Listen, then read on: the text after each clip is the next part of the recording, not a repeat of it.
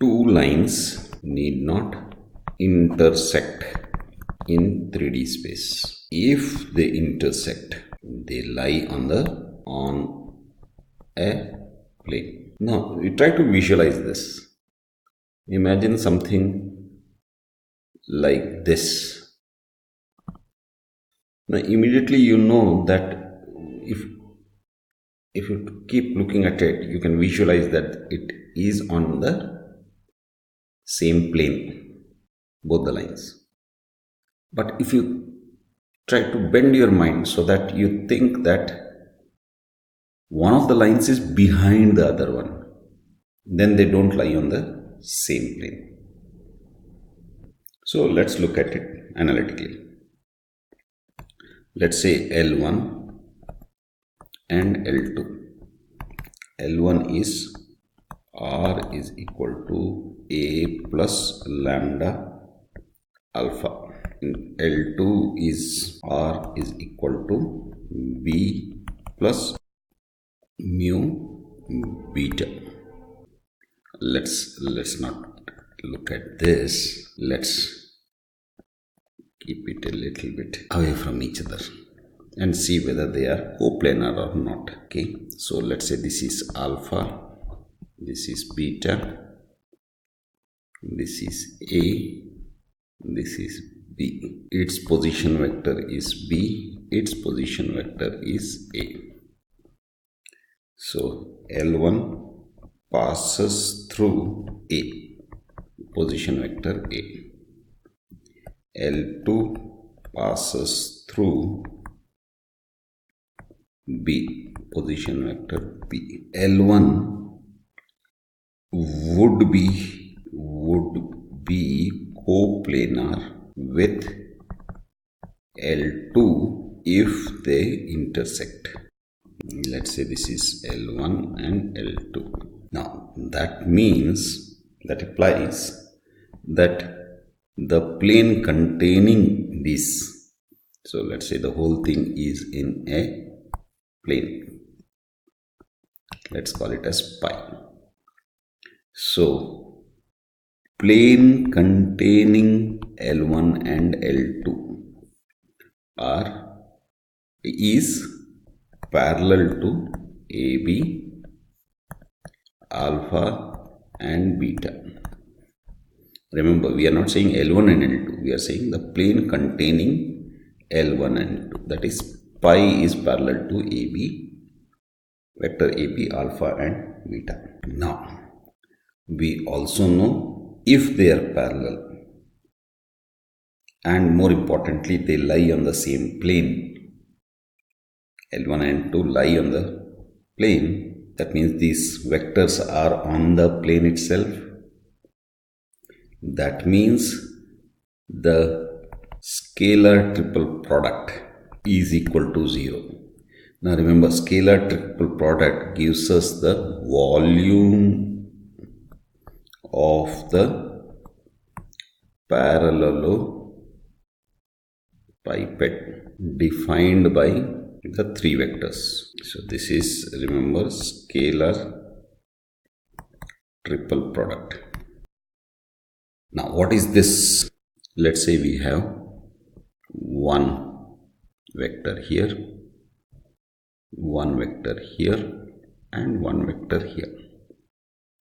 Now let's create parallel vectors, right? So let's say, right, we get a parallelepiped, and here also. So the volume of this is defined by the scalar triple product. Now in this, vector AB is nothing but OB minus OA, which is nothing but B minus A. So let's do that substitution. B minus A dot alpha cross beta equal to 0, which can also be written as B minus A alpha and beta. equal to 0. So in general, the equation of the plane containing L1 and L2 would be R minus A dot alpha cross beta equal to 0. Or we can also say vector R minus vector A alpha and beta equal to 0. Now let's look at this in Cartesian form. Now L1 x minus x1 by L1 y minus y1 by m1 z minus z1 by n1, because we have two lines. So L2 would be x minus x2 by L2, y minus y2 by m2, z minus z2 by n2. Now let's look at A. A would be x1 y1 z1. B would be, let's say, x2 y2 z2. Alpha is equal to L1 n1 and n1, and beta is equal to L2 m2 n2. We know the equation, right? We have the equation R minus A alpha and beta equal to 0.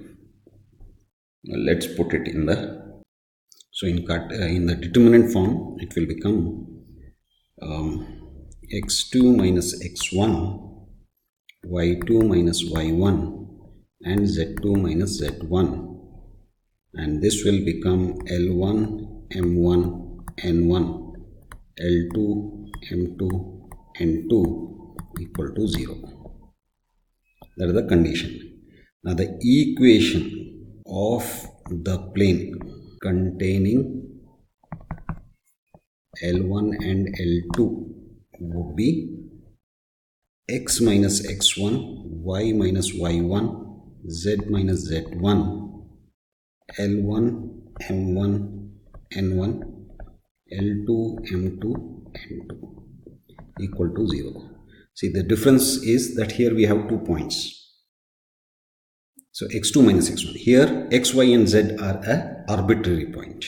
If L1 is parallel to L2, then L1, M1 and N1 and L2, M2 and N2 would be proportional, and two parallel lines need not intersect. If they intersect, they are coplanar. If they are coplanar, that means they intersect. So that is coplanarity of two lines. Enough for now. Bye.